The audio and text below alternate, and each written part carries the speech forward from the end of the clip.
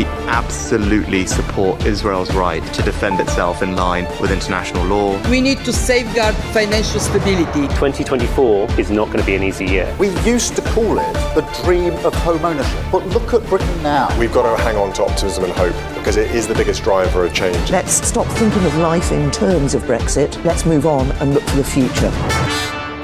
You're listening to Bloomberg UK Politics. I'm Stephen Carroll. And I'm Caroline Hepker. Welcome to the programme. Of course, we're expecting Prime Minister's questions. I wonder whether all of the questions will be focused on Rwanda. We have had also inflation data out this morning, came in slightly stronger than expected at 4%.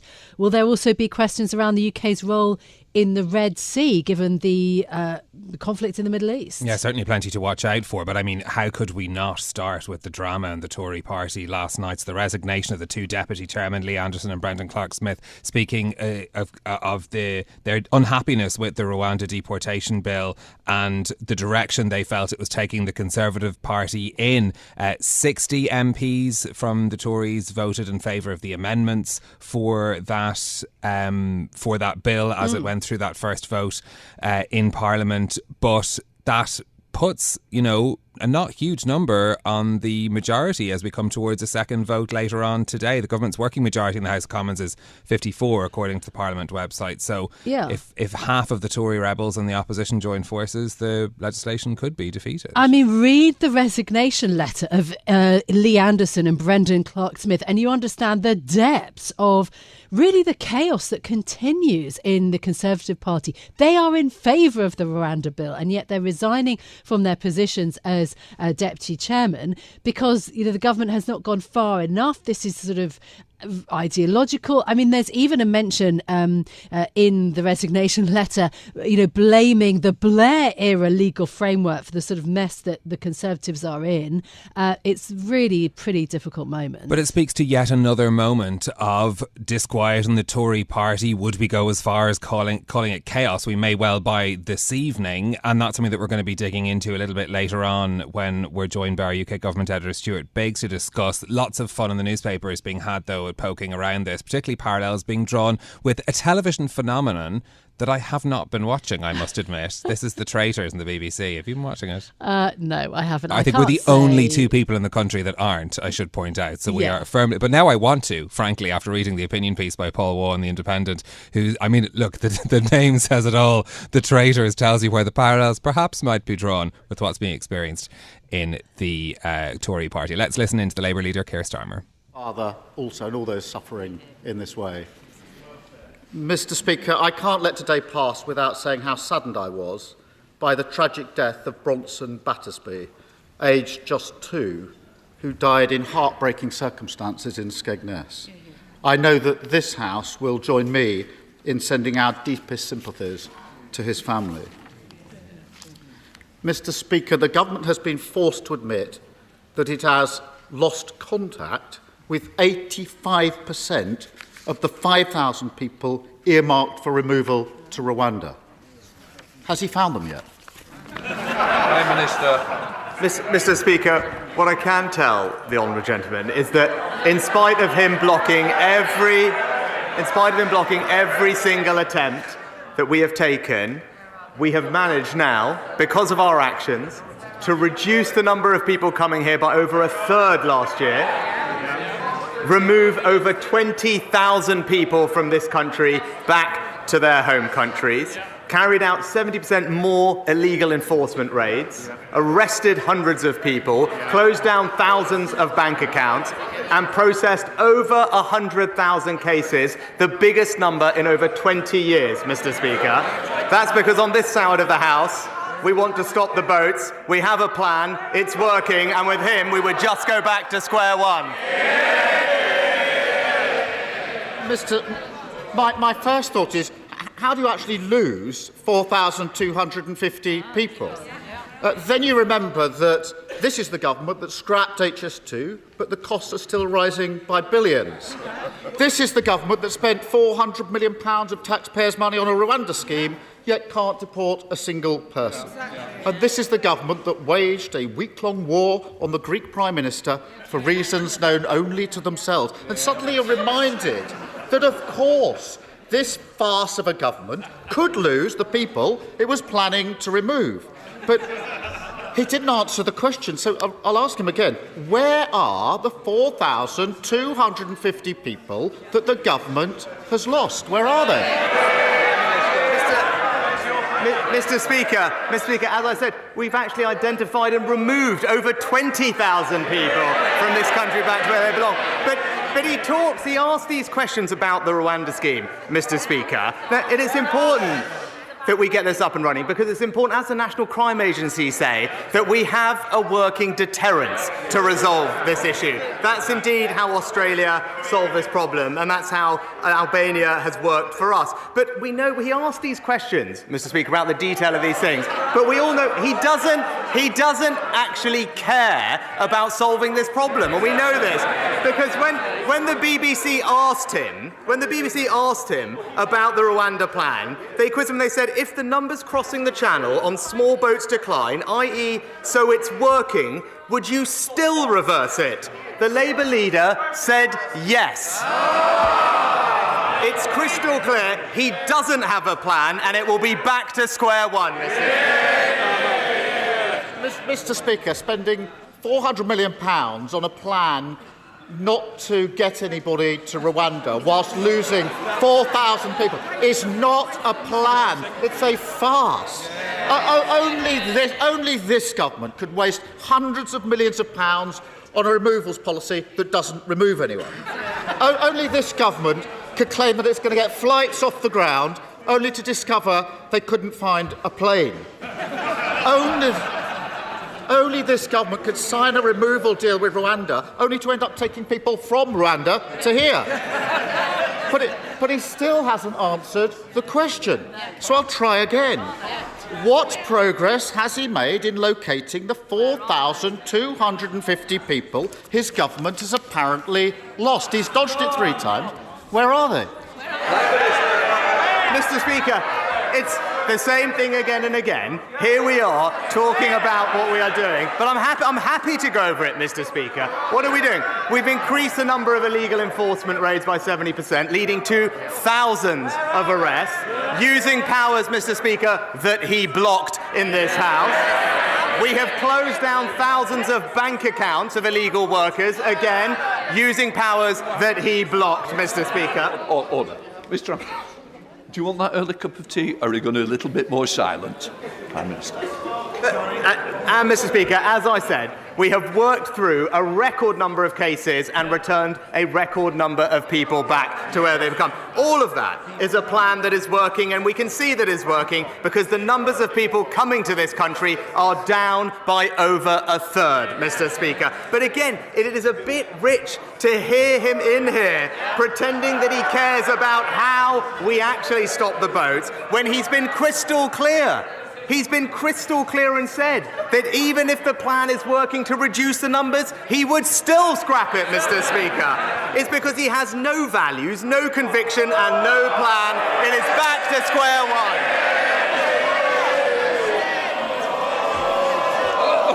No. Yes, he hasn't got a clue where they are, has he? I can tell you one place they aren't, and that's Rwanda. Because the only people who sent to Rwanda is cabinet ministers. And for all the word, the ridiculous thing is, we know the Prime Minister himself doesn't even believe in this Rwanda gimmick. He had to be talked out of scrapping the whole thing. He didn't want to fund it. He didn't think it would work. When he sees his party tearing itself apart, hundreds of bald men scrapping over a single broken comb, doesn't he wish he'd had the courage to stick to his guns? Well, Mr. Speaker, now, I have absolute conviction that the plan we've put in place will work. Absolute conviction, because I believe it's important that we grip this problem. Now, he spends a lot of his time in this House talking about his time as a lawyer, Mr. Speaker, and I would urge him to listen to them, because Lord Wolfson has said that our bill severely limits the... 4 eminent KCs have said that it is undoubtedly the most robust piece of immigration legislation this Parliament has seen, and Mr. Speaker, a former Supreme Court... I want to hear what the Prime Minister's got to say, because it matters to my constituents, those who feel it doesn't matter to those. Please leave, Prime Minister. As I said, Mr. Speaker, 4 eminent cases said this is undoubtedly the most robust legislation passed, and a former Supreme Court Justice has been clear that the bill would work. But I know, Mr. Speaker, he's always been more interested in what lefty lawyers have to say, Mr. Speaker. I've even got here the textbook that he authored for them. And it's called, and I quote, European Human Rights Law by Keir Starmer. So... Prime Minister! Prime Minister, when I stand up, please sit down.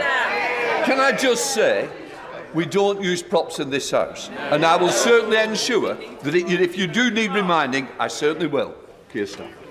It's such utterly pathetic nonsense.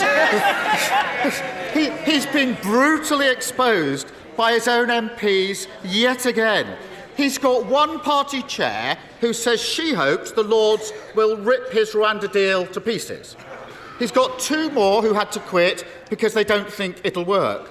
All of them appointed by him, all now in open revolt against his policy, each other, and reality. Is there any wonder they all think this gimmick is doomed to failure when the Prime Minister himself doesn't believe in it? Mr. Speaker, it is rich to hear from the honourable gentleman about belief in something, because it will be news to him. It is actually the case that you can believe in something and stick to that position on this side of the House.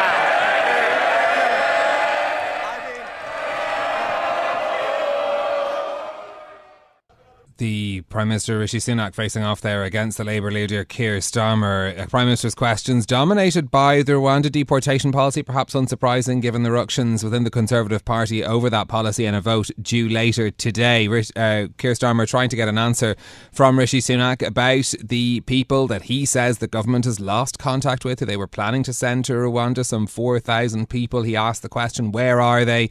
3 times in those exchanges with the Prime Minister, and Rishi Sunak pointing to the 20,000 people that the government has sent back to their home countries, a record number, he says, and pointing to the deterrent effect of the Rwanda policy. I mean, Keir Starmer was back with the zingers this time around. I felt the punchlines were there from all those talking points. Yes, I think that the questions, he asked him repeatedly, how could the government lose contact with these individuals? That question again and again, and the punchline right at the end, the only people he has sent to Rwanda is cabinet ministers. The response from the Prime Minister, though, you can also get the outline, obviously, of the government's take on Labour, basically saying that Keir Starmer doesn't care about migration. He has no values, no conviction. Let's take a listen back into the Labour leader Keir Starmer, still speaking with the Prime Minister. Even the Prime Minister himself doesn't believe in it. And last week, another of his MPs said the Tories should admit that things have got worse since they came to office, that after 14 years they've left Britain less united, the country is a sadder place. If the Prime Minister can't even persuade his own MPs that it's worth supporting him, if he himself doesn't even believe in his own policies, why on earth should anyone else think differently? Mr. Speaker, another week when it's crystal clear the honourable gentleman doesn't believe in anything and he doesn't have a plan. Now, while he talks the country down, let me update him on what's actually been happening in the past week. Inflation more than halved from 11% to 4%. Real wages rising for the 5th month in a row. Last week, rates started falling and millions of people benefited from a tax cut worth £450.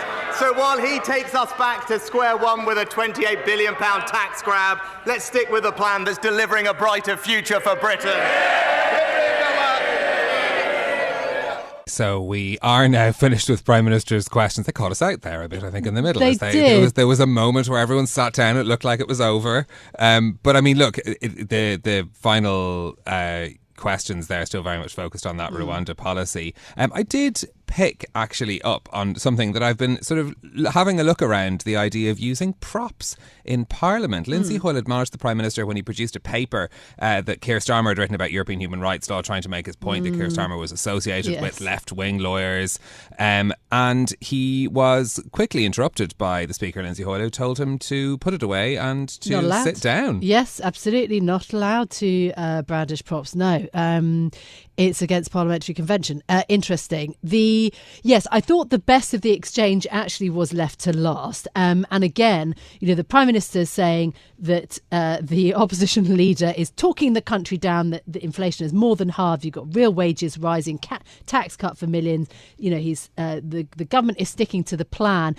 The attack line, though, against Keir Starmer, saying, that Starmer doesn't have a plan and that we'll be back to square one, is a line we've heard a few times before, and quite interesting because I think you can pick some holes in that. I mean, if you dislike the Conservatives, you could say actually going back to square one is exactly what some voters might want. I don't know. And look, I mean, change is a key political message that's been used by many successful political campaigns in the past, and perhaps Keir Starmer might respond to that and say, well, that's exactly what we want to do on quite a lot of these policies, as perhaps they don't work. But Rishi Sunak trying to introduce that element of doubt to the expressions that perhaps things would only be even more difficult if Labour took over and would have to try and tackle the issue in a completely different way. This idea, though, just going back to the point the Prime Minister was trying to make by producing that prop in Parliament, that Keir Starmer doesn't believe in anything. That's an interesting idea that perhaps we might be hearing more of as well, because we've been talking so much about how Labour haven't outlined the detail of all of their policies. That does leave them open to the criticism that there isn't the vision there, and perhaps that could be a new attack line we might see from the Conservatives over the coming weeks as well, is that they're not getting the answers or the vision from the Labour Party, and perhaps in their eyes the Conservatives might actually provide something a bit more clear. Yeah, and of course the strategy on the Labour side would be, well, if you lay out the policy agenda, the manifesto too soon, then you end up giving the game away, I suppose, in terms of their strategy. But look, let's talk about then at the heart what that whole PMQs was about, and the disarray. You have to say it's some disarray that the Conservatives are in. The largest rebellion of Rishi Sunak's premiership. 60 of his own MPs are voting for an amendment to his Rwanda bill. 2 of his top team quitting, and then the crunch vote, the most important thing of the day really happening after PMQs, like the second reading of the bill in December. If Sunak were to lose the bill on the Rwanda legislation, it could spell the end of his premiership, potentially. Let's bring in our UK government editor, Stuart Biggs, for more on this. Stuart, this feels like something that could be, reminiscent of crises past in the Tory party. Where do you put it on the scale of rebellions or disquiet we've seen? Certainly, when we look at Sunak's premiership, it's the biggest potential threat to him, I think, to this point. The numbers that we saw from the rebel Tories last night, that is enough to defeat his legislation. It's a signature piece of legislation. It's very hard to see him surviving if that legislation fails at this point. That said, it's still the expectation that enough of those rebels peel off and finally back the government tonight. It really is a sort of zero-sum vote, in the sense of, if you're a rebel MP and you want the legislation to go harder, voting against it leaves you with potentially no legislation. And so that's why the expectation currently is that Sunak wins tonight. Regardless of that, he's been weakened by the last 48 hours, because all the briefing last week, over the weekend, was that this is all in hand, this is all going to be very smooth. The numbers on the right of the party are pretty paltry, and their actual effectiveness in causing trouble is diminished. That has not proved to be the case. And, a win tonight, as expected, will still have come at a very big cost to his governing authority. Now, we can measure what that means. The likelihood is he's still the Premier going into the election. He still leads the party into the election, but that's a weakened position, and it's been laid bare. And he's also managed to get himself into a position where the senior members of his party, like Lee Anderson quitting, have quit on the grounds that they don't trust his immigration policy to work. And now that will be absolute fodder for other right-wing parties like Nigel Farage's Reform Party. It's absolutely not a. If you design a week ahead of time, which they do, this is not what it was supposed to look like. No, absolutely. I'm sure the mock-ups of the newspapers did not look like this. But what do you think is the magic number? And also in terms of the vote tonight, and also, does it happen tonight? Can I ask that question of whether the vote actually will take place or not? Are we at that point? We're not at that point yet, but having said that, there are these other amendments that come up for a vote before we reach the final crunch vote. And if we see 60-ish rebels again, and we see the rhetoric ramped up, the government might say this is too big a risk to take. I don't know. In that scenario, they're going to have to weigh up. They can't win in that scenario, really. They run the risk of losing the vote. If they seriously think they're going to lose the vote, they would pull it. Pulling the vote just illustrates to the whole of Parliament that they don't have this under control. It feels like those moments in the very long Brexit process where several of these votes were cancelled at the last minute. I mean, that's, you cancel a vote and that's the sort of images that it conjures up. It's certainly not very confidence inspiring. Is there furious work going to be had behind the scenes from both Number 10 to try and rally their support, but also from the rebels to try and drive down? Because we're talking about 33, is that right, the number, to try and convince to one side? It's a slightly moving target because it also obviously hinges a lot on what opposition MPs decide. But yes, the consensus seems to be that it's in the sort of low 30s that it would take. There is a lot of lobbying work going on by Number 10, and that will intensify this afternoon. There'll be efforts to get the Tory rebels in a room to say, look, even if we don't change the language of the bill itself, we'll issue guidances around it, we'll issue orders to civil servants, we'll make sure that, they'll do all sorts of ways to try to say, we're serious about this bill, but we can't change the specific language of it. Whether that works, the rebels themselves, if we think back to December, they have a history of quickly falling into disarray themselves. They are on the right of the party, but they're not a unified group on the right of the party. They have their own don't have an effective interests. whip, essentially. So there is potential, and the expectation is that a large number of them finally peel off and back the government at this moment. Okay, so that would be the positive. And I do want to get to, some positivity to reflect what the Prime Minister was saying. They have managed to halve inflation and wages are still going up.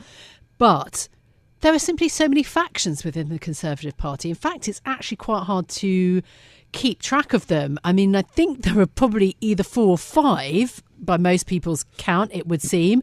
And I have started to see even some speculation about the strength of the Conservative brand after this. There's a lot of people talking about what happens. Have people thrown the towel in or not when it comes to the next general election? Your view? That certainly reflects more and is reflected in more and more Conservative MPs saying, some publicly, some privately, that their strategy for this election is to talk about their local record, their own views on policies, rather than to try to campaign on this sort of national Conservative message. Because as we're seeing more and more, there is no single Conservative message. It's factions. It's 5 or 6 factions, really. Are we going to end up with a situation where the Conservative Party logo is going to be very, very small on election posters for that reason? Well, we've seen it in by-elections. We will likely see that again in local elections in May. Yeah. It's just an illustration of the fact that in 2019 Boris Johnson pulled a whole lot of people into voting for the party that hadn't done so before. But there were so many different reasons, and there were so many different local motivations for that to happen, that it's proved basically impossible to keep it together. Yeah, Stuart Biggs, we've got another very important day in Parliament today, this evening. Thank you so much for being with us, our political editor, Stuart Biggs there. Yeah, well, of course, we bring you more discussion of what happens in that vote on the show tomorrow. But that is it from us for now. We will have a special bonus podcast for you later today with our interview with the Shadow Chancellor, Rachel Reeves. She's been speaking to Bloomberg in Davos. If you like this programme, though, don't forget to subscribe to the podcast, give it 5 stars so other people can find it on Apple Podcasts, Spotify or wherever you listen. This episode was produced by James Balcock. Our audio engineer was Marufal Hussain. I'm Caroline Hepker. And I'm Stephen Carroll. More from us in your podcast feeds later. This is Bloomberg. Bloomberg UK Politics. Listen weekdays at noon on DAB Digital Radio in London.